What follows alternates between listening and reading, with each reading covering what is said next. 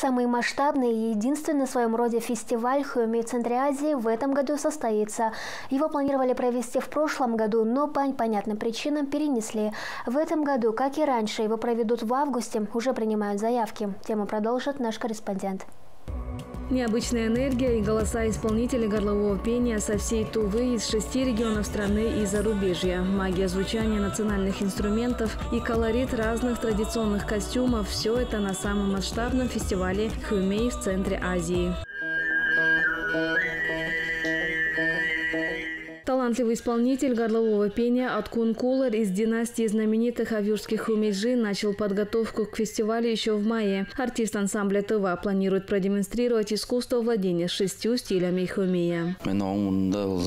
Я участвовал в фестивале в 2019 году. В этот раз я хочу принять участие в конкурсе в рамках форума в номинации «Традиционное соло». Также будут номинации «Традиционный ансамбль», «Хумей современной интерпретации» и «Онлайн-хумей». В этом году фестиваль посещает 60-летнему юбилею заслуженного артиста России, народного хумейджи Тувы Конгарола Ондара. Форум также посещает и году культурного наследия народов России. В первый день фестиваля покажут документальный фильм о юбиляре. 17 числа у нас уже начинается конкурс.